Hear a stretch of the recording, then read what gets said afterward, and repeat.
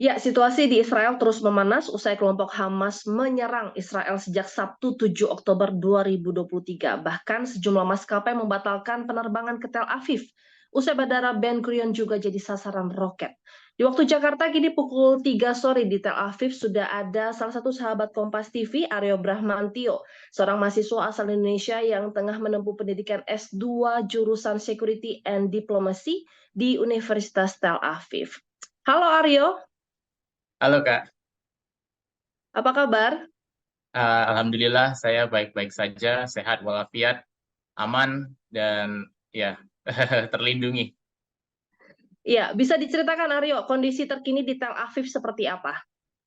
Ya, untuk kondisi terkini di Tel Aviv bisa dikatakan lebih mereda dari hari-hari sebelumnya.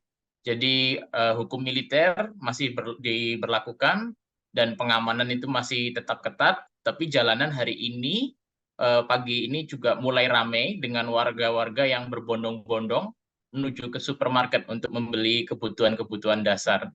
Berdasarkan pengamatan dan interaksi saya dengan warga sekitar, termasuk tetangga dan apa namanya teman saya, mereka cenderung masih suasananya sedih. Mereka kecewa, marah gitu. Terus ada sedikit unsur kepanikan juga. Mereka terlihat was-was gitu ya, karena ini mereka juga masih ditakut karena adanya penyusup dari daerah Gaza yang telah masuk membaur dengan warga lokal. Ini kemarin ada laporan, kemarin lusa ada laporan bahwa seorang gerilyawan Palestina ditangkap di pinggiran kota Tel Aviv. Jadi mereka sudah masuk sejauh itu.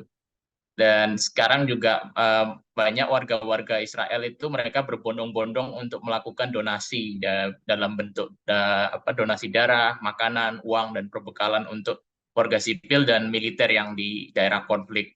Terus kami di sini juga diminta untuk waspada sama panggilan dan pesan telepon dan elektronik yang mencurigakan karena dikhawatirkan juga adanya serangan cyber yang masih berlangsung. Terus kami di udara, kami terkadang mendengar pesawat-pesawat jet tempur Israel berseliweran dan helikopter-helikopter IDF juga terbang menyusuri pesisir pantai. Baik, berarti sejak 7 Oktober kemarin, ada peringatan darurat seperti apa? Atau misalnya lockdown, kantor, sekolah, kampus juga diliburkan, seperti apa kondisi yang terjadi setelah 7 Oktober kemarin? Ya, setelah 7 Oktober kemarin itu langsung pemerintah Israel itu langsung bergerak cepat ya. Mereka langsung memberlakukan semacam lockdown. Mereka juga menyebutnya martial law. Jadi semuanya itu semua kantor, terus kantor, toko, restoran, pusat perbelanjaan yang kemungkinan bisa menimbulkan kerumunan itu mereka tutup karena takutnya ada eskalasi, ada reaksi yang bermusuhan dari unsur warga-warga Arab dan Palestina yang mungkin tidak senang dan simpatik dengan Hamas, jadi takutnya melancarkan serangan. Jadi transportasi umum seperti bis itu juga kereta api masih berjalan. Cuma banyak patroli aparat keamanan dan jumlahnya dikurangi karena untuk biar masyarakat juga nggak gampang berkumpul gitu ya. Terus Oke. sejumlah komoditas bahan pangan tertentu itu juga sekarang susah ditemui karena kebanyakan masyarakat itu menyasar untuk menyetok ya, mereka menyetok air minum, daging, di situ pasta, makanan-makanan kaleng yang tahan lama karena kasus panic buying ini tuh terjadi di beberapa tempat di supermarket-supermarket tertentu. Jadi hal ini itu terjadi karena barusan kemarin sore pemerintah Israel itu menghimbau masyarakat untuk menyetok persediaan pangan, air, perlengkapan darurat, baterai, senter gitu karena untuk 3 hari ke depan karena ada ekspektasi eskalasi serangan yang lebih besar dan dapat berdampak terhadap aliran listrik, jaringan internet, sama persediaan air bersih. Itu kemungkinan kalau dari yang kabar yang saya dengar bakal arahnya datang dari arah Suriah sama Lebanon. Jadi mereka serangannya mungkin datang dari situ dan kemungkinan masih lebih besar daripada yang serangan gelombang pertama kemarin beberapa hari yang lalu. Oke, dan dari lokasi tinggalnya Aryo sekarang, itu berarti kan tadi kamu bilang bisa mendengar suara dentuman, roket, sirine gitu ya. Jadi ketika mendengar hal itu, apa yang Aryo lakukan bersama keluarga mungkin kerabat yang ada di tempat tinggal Aryo sekarang?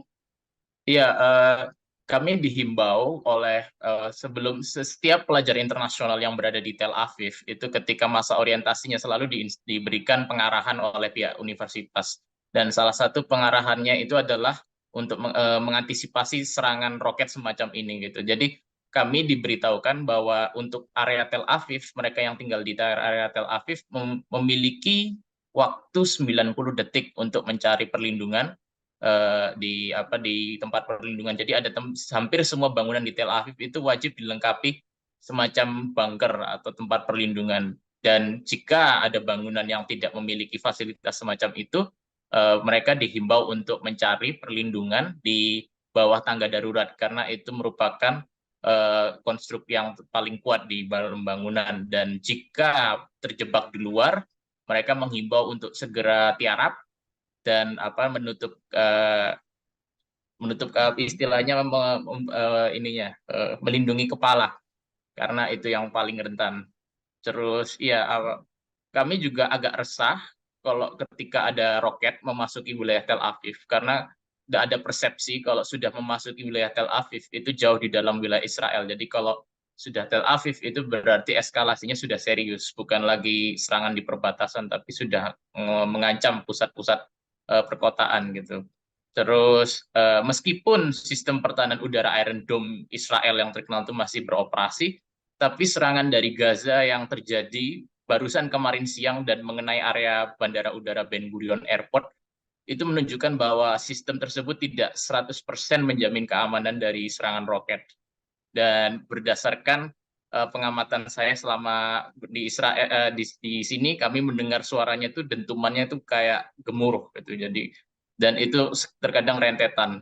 Dan terkadang sistem sirennya Israel itu juga telat. Jadi dentumannya meledak duluan baru sirennya itu bunyi gitu. Itu yang terjadi. Jadi kami juga mengamati pelajar-pelajar di sini juga mulai mengamati pola bahwa mereka cenderung menembakkan roketnya pada masa-masa transisi ketika subuh gitu atau ketika tengah hari atau ketika senja gitu mau maghrib itu mereka mulainya di situ.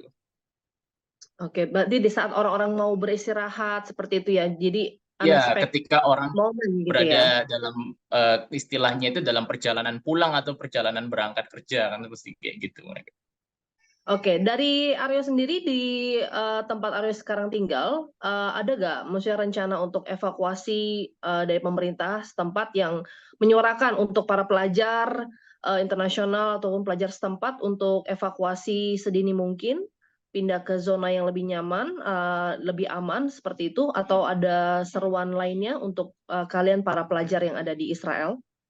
Kalau dari pihak pemerintah Israel, mereka memberikan kayak semacam mereka lebih melalui pihak kampus yang lebih berperan dari situ. Jadi untuk memberikan pengarahan itu dari kampus masing-masing. Tapi mereka juga memberikan kayak semacam ini informasi yang untuk hotline yang darurat gitu itu ada. Cuma eh, kebanyakan bahasanya bahasa Ibrani dan kadang-kadang juga mereka kewalahan juga nggak banyak kan ada yang bahasa Inggris juga dan yang itu juga perlu diketahui kalau kalau untuk pemindahan zona itu mereka malah justru ada saya mendapat pesan yang kayak bertentangan. Ada yang di satu sisi mereka berusaha untuk istilahnya itu mengarahkan untuk evakuasi atau kemana itu ke tempat-tempat menghimbau untuk warga menghindari tempat-tempat keramaian. Tapi pada saat yang bersamaan ada juga yang mengatakan yang istilahnya ingin menciptakan situasi normal gitu loh dan mereka tidak ingin merasa diintimidasi gitu. Jadi mereka berusaha menciptakan kesan bahwa normal juga gitu. Jadi ada kayak semacam pertentangan di situ. Tapi kalau itu dari pemerintah Israel. Baik, kalau kita berharap ini kondisinya bisa lebih tenang, lebih damai. Dan harapan Aryo sendiri sebagai mahasiswa di sana seperti apa atas situasi yang tegang memanas antara Israel dan Hamas sekarang ini sebagai pelajar? Saya tentunya berharap agar perdamaian dan stabilitas kembali pulih ya, sehingga aktivitas kembali bisa berjalan normal dan tidak ada lagi korban. Karena perang dimanapun berada itu selalu merugikan kedua belah pihak gitu, dan yang paling menanggung kerugiannya biasanya warga sipil. Saya memiliki banyak teman Israel, saya juga memiliki banyak teman Palestina. Ya, dan terkadang hubungan yang kita lihat di media-media itu tidak seseram yang ditampilkan gitu. Mungkin aslinya mereka relasinya ya panas dingin aja gitu ya. Ada mereka berbeda opini itu sudah biasa gitu. Tapi ada juga yang mereka yang ya dimanapun ya di masyarakat manapun pasti ada yang namanya elemen radikal, ada yang elemen ekstremis itu ada. Jadi nggak terhanya di Israel, nggak hanya di Palestina gitu. Dan saya segera berharap agar kedua belah pihak itu segera menemukan titik temu dan menyelesaikan perbedaan mereka itu secara damai. Saya juga berharap agar rasa pengertian, rasa percaya, serta rasa saling menghormati bisa dibangun antara pihak Palestina dan Israel demi menjamin perdamaian jangka panjang.